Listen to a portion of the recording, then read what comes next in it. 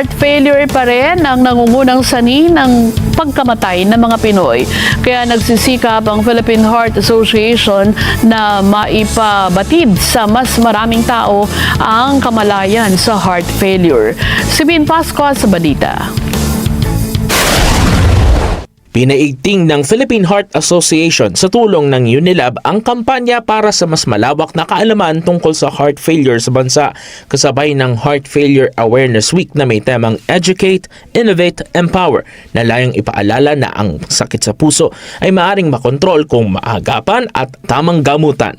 Ayon sa PHA, nananatiling isa sa mga pangunahing sanhi ng pagkamatay sa Pilipinas ang cardiovascular disease, kaya mahalaga ang maagang pagdetect, edukasyon at access sa gamutan, lalo na sa mga lugar sa labas ng Metro Manila. Sa pakikipagtulungan ng United Laboratories Incorporated o UNILAB, isinusulong ang mga programa tulad ng Heart Failure Caravans na nagdadala ng screening at konsultasyon sa iba't ibang rehiyon sa bansa. Giit ng PHA, mahalaga maabot ang lahat ng Pilipino upang mas maunawaan ang kondisyon at mabigyan ng tamang lunas. The very elusive, if I may say, heart transplantation in the Philippines and building sustainable heart failure rehabilitation programs to improve the quality of care of our heart failure patients. Giving them tools, giving them confidence, giving them support. That's what we call empowerment.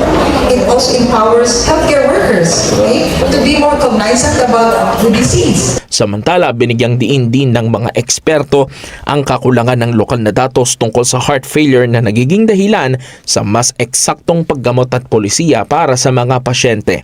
Ayon sa kanila, mahalaga ang edukasyon upang maiwasan ang maling paniniwala na wala ng pag-asa kapag may heart failure. Dahil marami pa rin paraan para ito ay mapangasiwaan kung maagapan. We are really pushing for the Filipino people to know what is heart disease, what is heart failure, so that we can intervene or para po ma-treat natin and mapaganda yung buhay at mapababa yung pagkamatay mula sakit sa puso. Sa kabila nito, nananatiling limitado pa rin sa bansa ang access sa advanced treatments tulad ng heart transplantation at iba pang specialized care.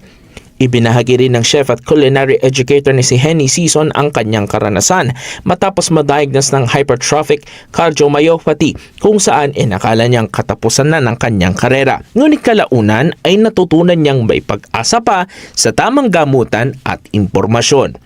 Huwag silang matakot kasi ang dami ng mga options ngayon, marami ng mga bagong medicine at saka magagaling yung doctors natin sa Philippines no?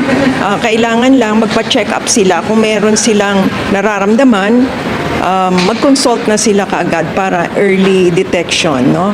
Sa kabuuan, nanawagan ang PHA ng mas maagang konsultasyon, mas malawak na kaalaman at mas pinatibay na healthcare system upang mas maraming buhay ang mailigtas mula sa heart failure. Then Pascua para sa mata ng Agila, Batatag, Batapang, Batapat.